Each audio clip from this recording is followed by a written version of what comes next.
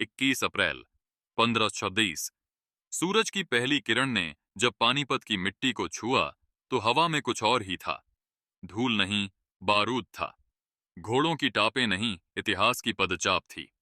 चारों तरफ हजारों सैनिकों का सैलाब, तलवारों की चमक और उस एक पल का इंतजार जो तय करने वाला था कि हिंदुस्तान की बागडोर अगले 300 साल किसके हाथ में रहेगी।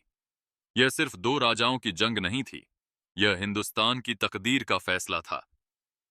बात कुछ साल पहले की है। दिल्ली सल्तनत जो कभी अजेय मानी जाती थी, अब अपनी ही दरारों में धंस रही थी। लोदी वंश का सुल्तान इब्राहिम लोदी तख्त पर था।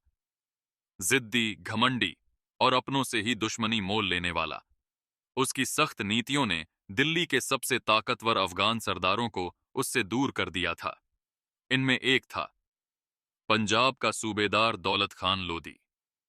वह इतना तंग आ चुका था कि उसने एक ऐसा कदम उठाया जिसने इतिहास को मोड़ दिया।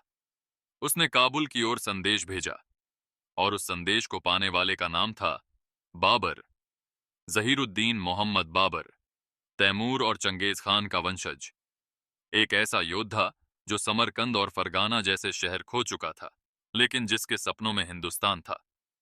बाबर को बुलावा मिला और उसने एक पल नहीं गंवाया। लेकिन यह सिर्फ एक बुलावा नहीं था।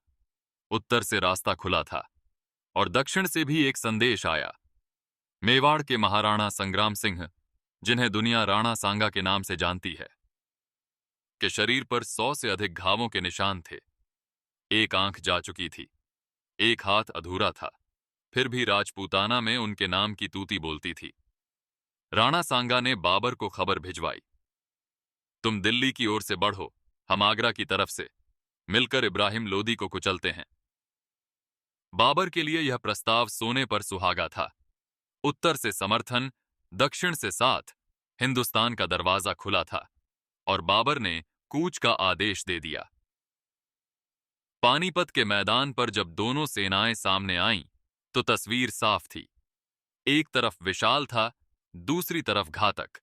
इब्राहिम लोदी की फौज, लगभग 1 लाख सैनिक, 1000 से अधिक युद्ध हाथी जिनकी चिंगाड़ से जमीन हिल जाती थी, भारी घुड़सवार और अनुभवी सेनापति। संख्या में, आकार में, दिखावे में लोदी भारी था। दूसरी तरफ बाबर, महज 12 से 15,000 सैनिक, लेकिन उनके पास वह था जो हिंदुस्तान की धरती ने कभी नहीं देखा था। तोपें, माचलॉक बंदूकें और ऑटोमन तुर्कों से सीखी हुई तुलुगमा रणनीति।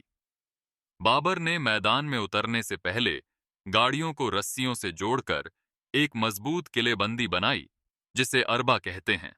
उसके पीछे तोपें तैनात थीं। दाएं और बाएं फ्लैंक पर घुड़सवार तीरंदाज तैयार थे, जो सही वक्त पर दुश्मन को चारों ओर से घेरने वाले थे। बाबर का बेटा हुमायूं उस दिन महज 18 साल का था। पहली बार किसी बड़े युद्ध में, फिर भी दाएं फ्लैंक की एक टुकड़ी की कमान उसी के हाथ में थी। जैसे ही लड़ाई का बिगुल बजा, इब्राहिम लोदी की विशाल सेना उमड़ पड़ी। पैदल सैनिक आगे टूटे, घुड़सवारों ने रफ्तार पकड़ी, और फिर वे आए, युद्ध के हाथी, चिंगाड़ते, धरती को कंपाते, अपनी ही भारी उपस्थिति से दुश्मन को दहलाने वाले। लोदी को यकीन था, इस ताकत के आगे कुछ नहीं टिकेगा।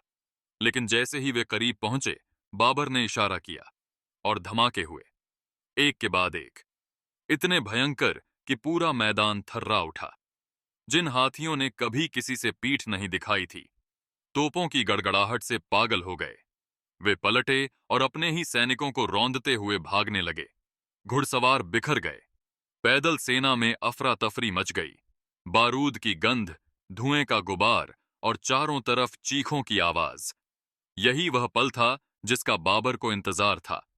दोनों फ्लैंक से उसकी घुड़सवार टुकड़ियां निकलीं और लोदी की सेना को चारों तरफ से दबोच लिया। यह तुलुगमा था, वह घेराबंदी जिसमें दुश्मन के पास न भागने की जगह थी, न लड़ने की दिशा। बाबर के तीरंदाज और बंदूकची हर कोण से हमला कर रहे थे।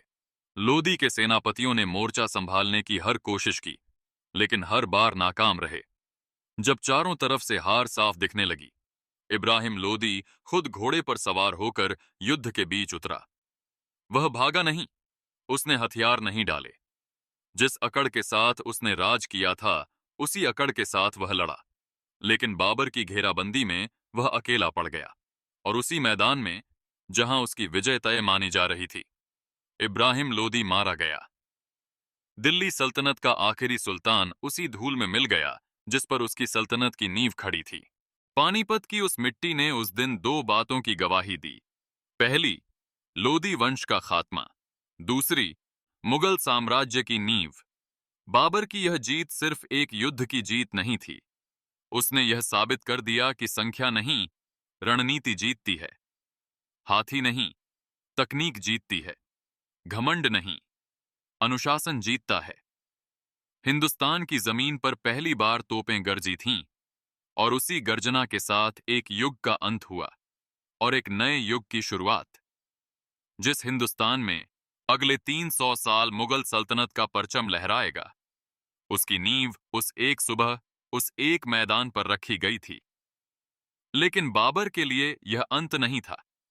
जीत का जश्न अभी खत्म भी नहीं हुआ था कि एक नई चुनौती उसके सामने आ खड़ी हुई। राणा सांगा, जिन्होंने खुद बाबर को बुलाया था, अब अपनी 2 लाख की विशाल फौज के साथ खानवा के मैदान पर खड़े थे, और इस बार उनका इरादा था बाबर को हिंदुस्तान से खदेड़ना। वह कहानी अगली बार।